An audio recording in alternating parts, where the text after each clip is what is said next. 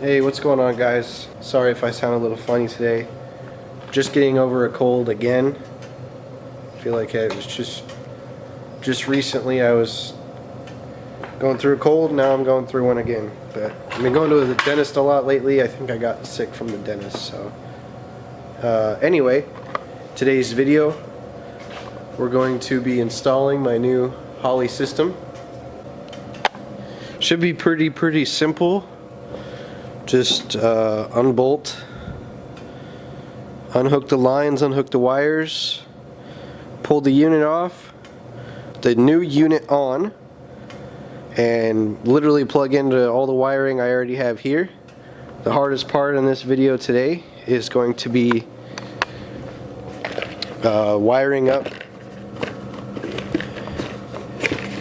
the new plug for our additional inputs, outputs for boost control at whatever else we want to run. That's going to be the hardest part today, so other than that, should be pretty easy. And just like that, maybe 10, maybe 15 minutes, I got the entire unit off.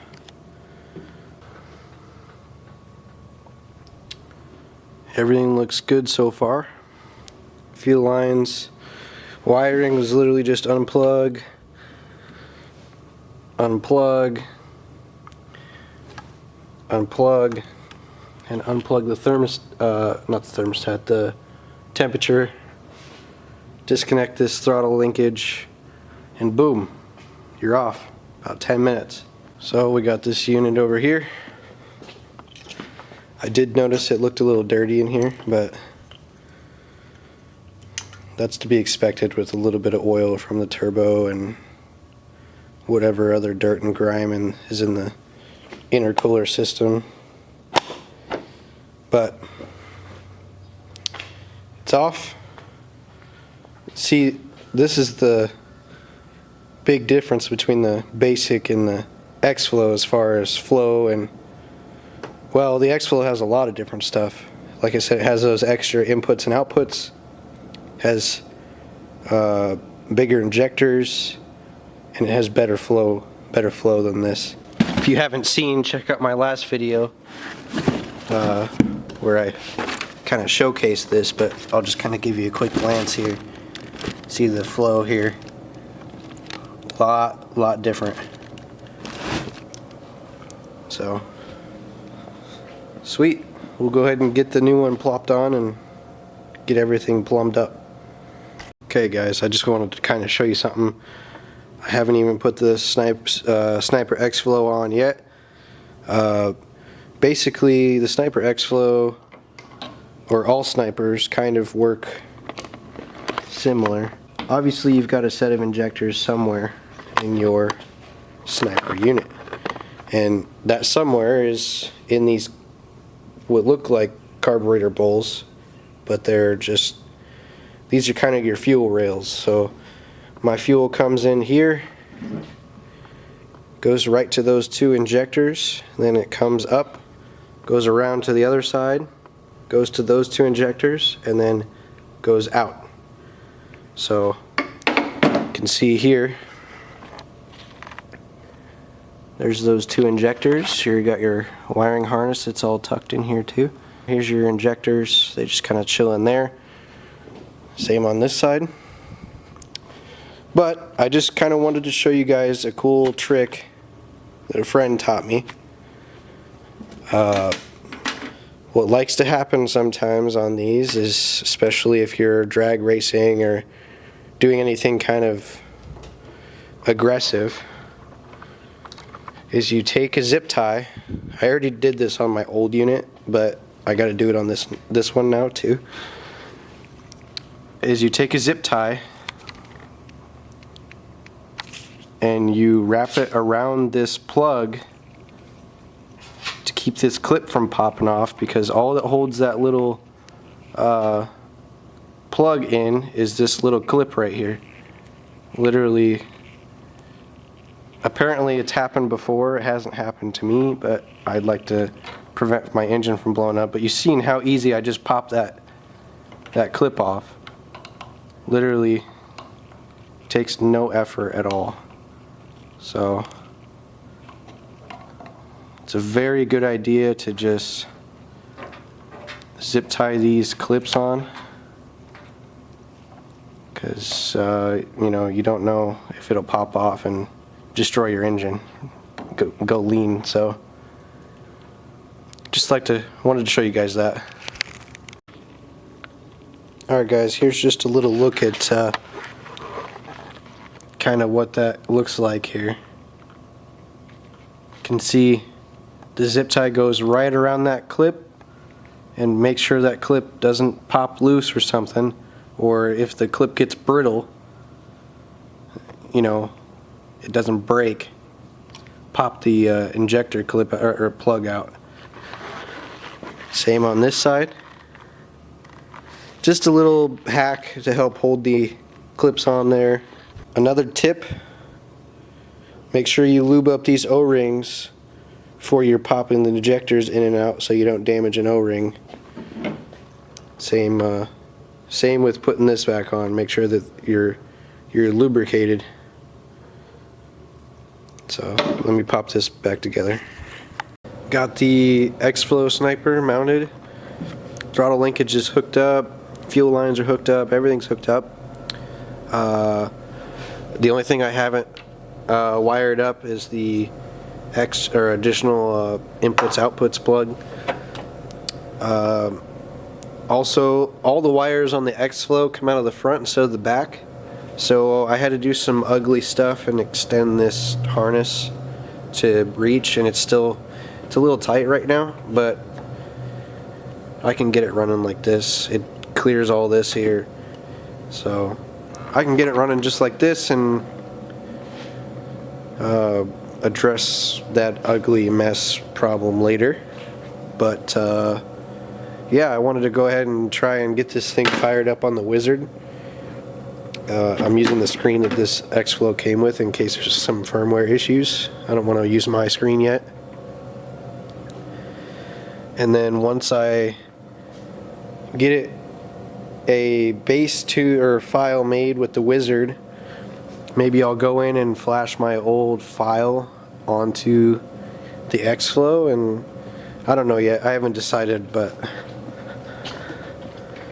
I don't even know if it's gonna run worth a frick on the tune or file that it makes here. I'm just gonna have to kind of test things and see how it goes here. But let me flip this key on. Key came on and no fuel pump, so let's go ahead and set up our. Let me go through the Wizard off camera here. Alright guys, I think I kind of have the Wizard set up where I want it, so maybe I'll try and start it. I don't know. I'm kind of nervous.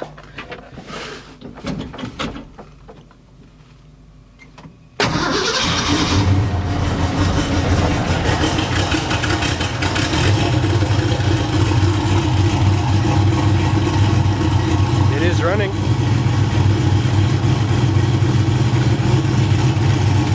Wow.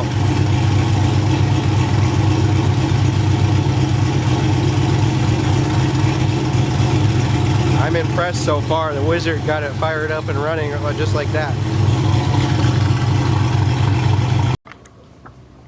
Alright, so a bunch of stuff I did off camera. I did change some settings in my original tune on my old Sniper to the 120 pound injectors, and that it shows the Xflow, but the same tune settings as far as fuel and spark goes were in that tune, and I just flashed it onto the Xflow. The Wizard was running, but it started running rough once it got hot, and seems like a lot more work to me to start over than to just use the old tune that Brian kind of was working on but didn't do too much with. But the thing would run on, it would make 8 pounds of boost and safe before. But as you remember, when we fixed the voltage issue for the fuel pump, basically that made my tune rich in boost, but it was good for regular driving because the pump was flowing a lot more than what he tuned it on.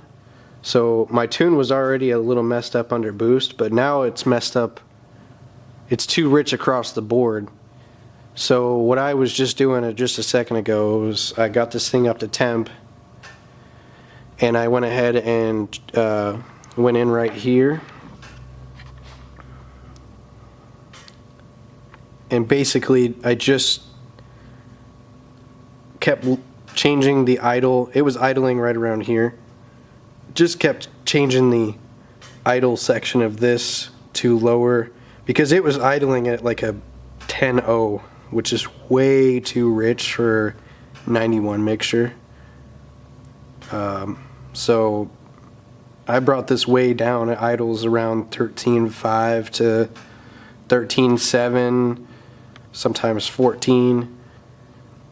It idles much happier there. As you can see, when I turned it off, it was idling at a 13.8. So I fixed the idle part, but this thing's going to need a bunch of work through here. And that's basically where it's white right here is where it thinks it's out of injector at this point. But keep in mind, all this is going to get shifted over because all of this whole table is too rich from pretty much idle all the way out. So we're gonna have to do some work and fine tuning here. Gonna have to change a bunch of stuff. So, but that's gonna be a lot of driving and changing and driving and changing. I don't have a dyno, so I'm not doing that by myself.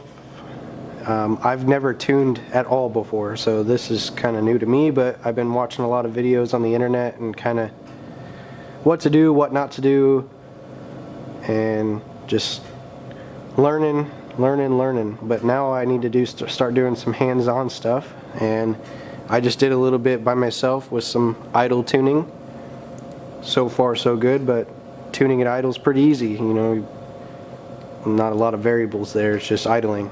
It stays at a kind of around a certain RPM and just kind of hovers there. You can just change the volumetric efficiency number, which is what this whole table is. So those numbers are all volumetric efficiency numbers. It likes idling around 38, 37, 38% volumetric efficiency.